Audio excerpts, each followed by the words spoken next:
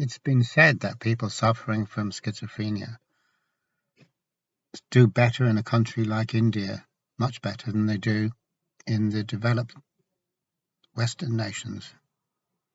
And the reason that's given is that we're much more specialized, much more technical. And so if, for example, I'm not able to fit into that specialized technical niche, then I'm automatically not part of society. I'm automatically on the outside. And there isn't much place in Western society for someone who can't have some kind of niche like that. And the idea is that in countries that aren't so specialized or technological, human beings can be more rounded, they can be more generalist, they can do more types of things, which suits, so it's said, someone suffering from psychosis or schizophrenia. And that seems fair enough, that seems to make sense. But I think it goes deeper than just talking about the fact that we're technically minded and a lot of jobs are very technical, and that the actual type of employment that's available is not generalist usually. That's definitely part of it, but I think it goes deeper than that. And I think what it really comes down to is that we are preeminently a rational society.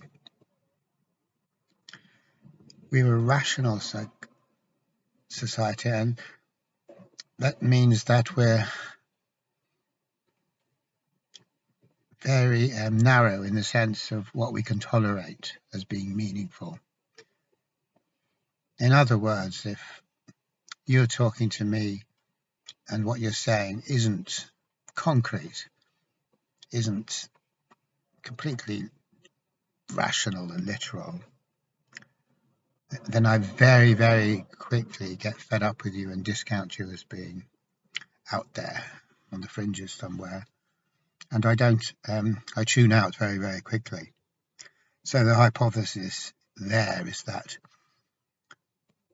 when we live in a preeminently rational culture, we have zero tolerance for anything that isn't rational, which is pretty self-explanatory, I suppose.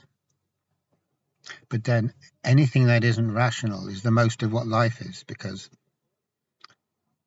life isn't a rational thing. It's only we can extract a very narrow, rational view of life when we filter it through the lens of rationality.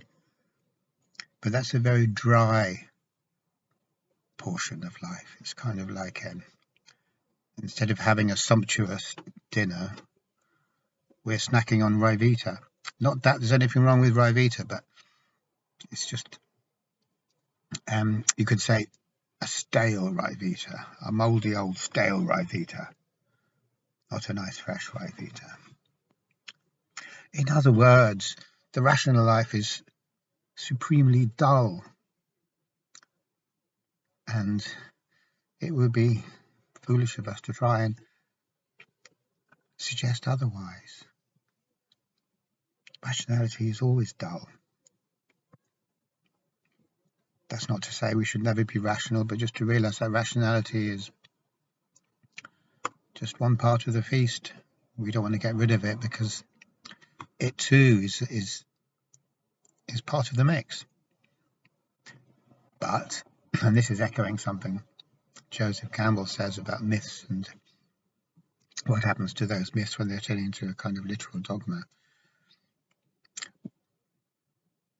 When rationality becomes the whole of everything, that's when life becomes appallingly bleak, and bleak because it's lacking in meaning.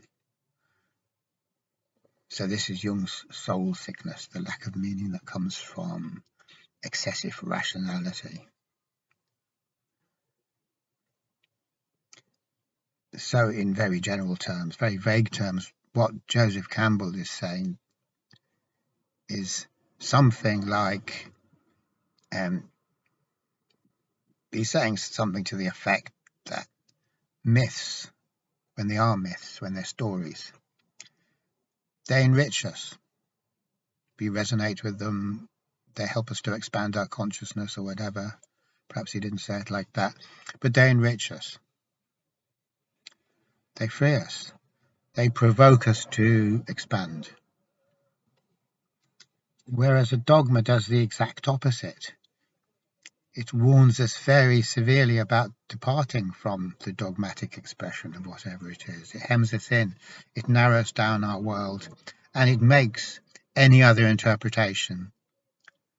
It doesn't just discourage it. It paints it in the blackest possible colours. It makes it wrong. There is only the right way, and everything else is wrong. That's dogma. That is the definition of dogma. And it's also the definition of rational culture. Because rationality and dogma are very, very similar. Rationality, which derives from logic, is mean. It's mean-spirited. It's nitpicking. It's hair-splitting. And we all know that kind of a thing where someone will pull you up on the tiniest little supposed inaccuracy or little point of punctuation or whatever the hell it is. It's nitpicking. That's what logic is. Logic has to be like that to be logic. Logic wouldn't be logic otherwise. Everything is very, very specifically defined, and the rules of logic are very specifically defined. And that's fine. But that's not life. It's just some set of life. So if we make it into the whole of life, then we've created a very intolerant situation. And that's exactly what we've done in the rational West. We are completely intolerant, automatically, instinctively, unthinkingly intolerant of anything which doesn't match our very dull way of looking at things. And the justification for that, which is an inherent justification rather than something that we bother to be too explicit about, is that this is what life is. Take it or leave it. Life reflects our narrow, mean-spirited view of it. That's actually what life is. So, in that case, it's not that I'm being mean-spirited or absurdly anal about things. I'm only saying it like it is. I'm telling it like it is, and if you can't handle it, it's because you're a wimp. You're wimping out because you don't like reality. So that's the whole story. That's the whole kind of thing that we hear so often in a rational society. It becomes a virtue to accept the fact that this is what life is like. The rational explanation of it, which actually isn't an explanation, and you become an escape artist or a fantasist or someone who can't handle reality if you don't subscribe to that dull version of what life is all about. So to start off with, we started off in a very funny way. We've started off dehydrating reality till we get this skeletal structure of what logic presents us with. Very stilted way of living life, and it doesn't look right. We don't seem to be alive when we subscribe to this literal view. We're kind of all funny in ourselves. We're not right. We're not happy. We're not humorous. We become weird, fanatical in one way or another. We've got all sharp edges. We're intolerant. There's no fun in us at all. There's no crack in us. But then we justify by saying this is reality. And therefore we're right to be like this, and anyone else, they're kind of like a loser. They're not able to handle it. They just flakes. They're flake out artists. They, hippy dippies, airy fairy, whatever the words are. So this is part and parcel of a rational culture. The fact that we justify ourselves and the way we justify ourselves is by marginalizing or excluding everyone who isn't like us. That's the only way we can justify ourselves. We couldn't stand the comparison otherwise. We couldn't stand a fair comparison because we'd come out looking lame. But if everyone else is lame and we don't listen to people who aren't lame, then we'll manage to pull it off in that case. So it all comes down to the type of communications, the way we communicate. And in our culture, it is all very dull. It's kind of like a shopping list or a list of ingredients. Now, this isn't to say that we shouldn't ever have shopping lists. We should. We'd forget lots of stuff and have to go back again if we didn't, maybe. The same goes for listing ingredients. There's a place for that. But all of our communications take on this dreadfully dull quality.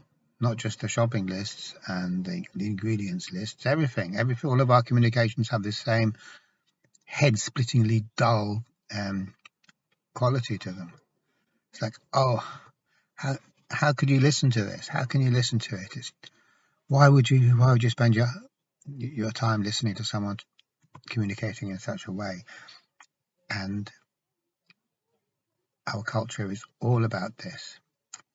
Not necessarily speaking about culture in a big sense like culture, but culture in the sense of the people we meet during the day, the messages we receive in the day, the nature of those messages, because they're literal, they're crushingly concrete.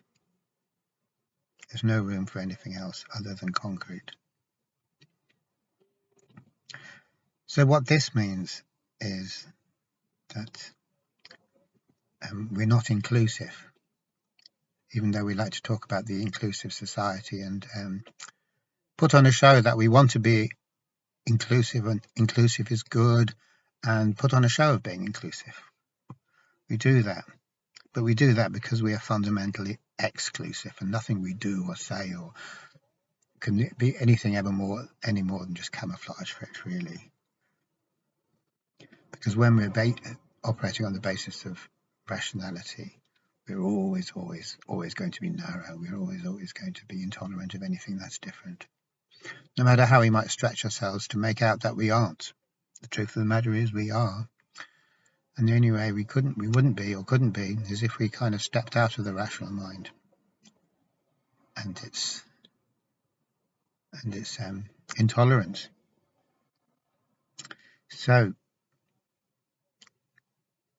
we could say that, supposing I'm suffering from schizophrenia, now we could say that a thing about this is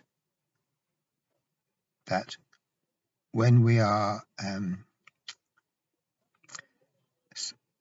don't like the word psychotic, but just to use it just because I can't think of anything else, when we are psychotic, so-called,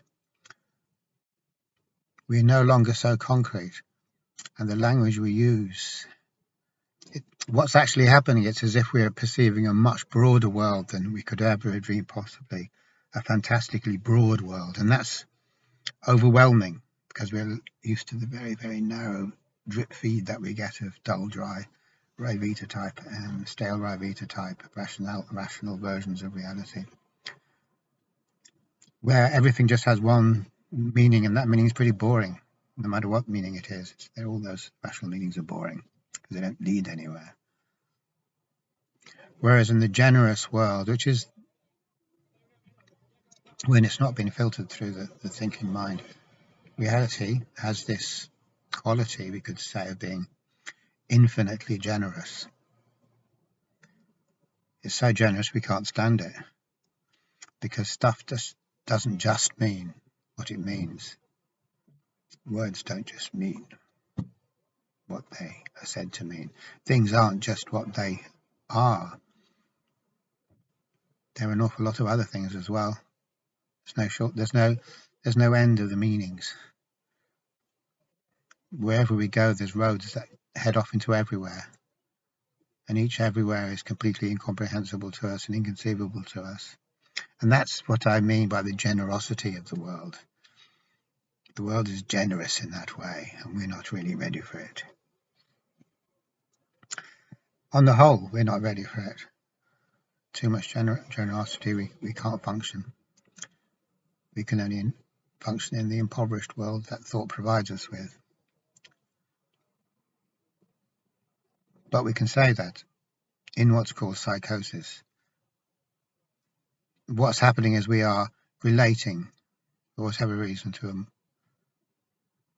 this broader reality, this generosity.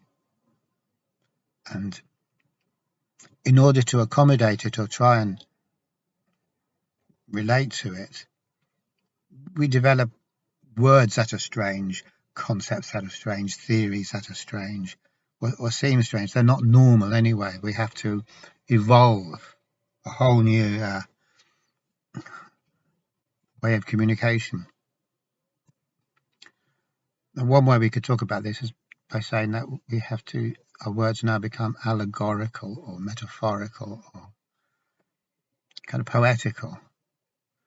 We can infer things or hint at things, but we can't grab them and completely say what they are, which is what the rational mind has to do. The only way it can operate is by saying what things totally are.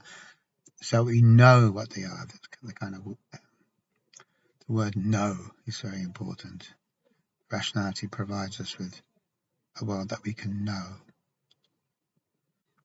Whereas if we somehow disengage that rational faculty, we end up with a world that we can't know, a world that we can't pigeonhole. So in that sense, we can say that someone who is suffering from schizophrenia will very often have this tendency to have a language we can't understand and have theories that we see as being crazy. And so the point that I'm making behind that point, or the bigger point, is that this world that we live in, we're so intolerant of any of that stuff. We're not just intolerant of it, we pathologize it, we abhor it. We can't bear to listen to it. We'll walk away. Just, what's this nonsense, we'll say. It's too rich for us. It's too rich for our blood. We only want to have shopping lists. We don't want to have epic poetry or anything like that. We're not in the market for that. So that's the reason I would say that other cultures, perhaps more traditional cultures which aren't based on rationality and knowing, are so much better when it comes to being integrated. If you happen to be an outlier, someone who isn't seeing things in the same way that everyone else is, if you're way out there, you'll get on much better in a non-rational culture. And even saying this, when we hear the word non-rational, it sounds like an insult. Oh, it's irrational. Oh, it's crazy. So what we can't understand is that the rationality is crazy. It's crazy because it's turned life into something it isn't. There never was anything rational about the phenomenon of existence. That's not a rational thing, for God's sake. There's nothing rational about that at all. It's the most supremely irrational thing there is, and everything that follows on from it is also irrational. So just like Alan Watts likes to say that using the hypothesis of the original Big Bang, and it doesn't really matter if you believe in Big Bangs or if there was or there wasn't a Big Bang, just as a metaphor, that Big Bang is still going on and we're all part of it. And each and every one of us is part of the original colossal, big, massive, super explosion of everything. So that's not boring, obviously. If you're a manifestation or an aspect of the Big Bang, you can't be boring. Whatever else you could say about you might be disruptive, but you're not boring. There's nothing boring about the Big Bang. So in the same way that Alan would say that that Big Bang is still going on now and we are all it, you could say that the original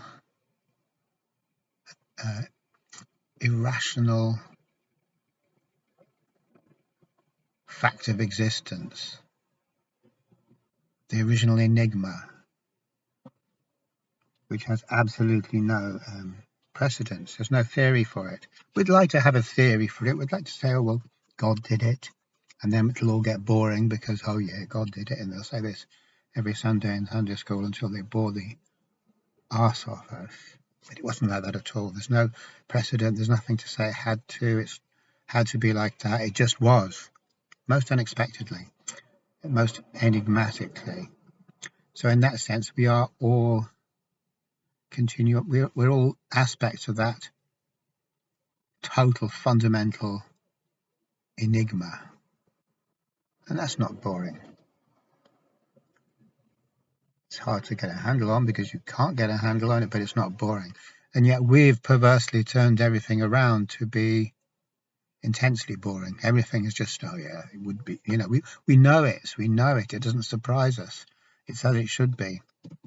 We are blasé about it, cynical about it.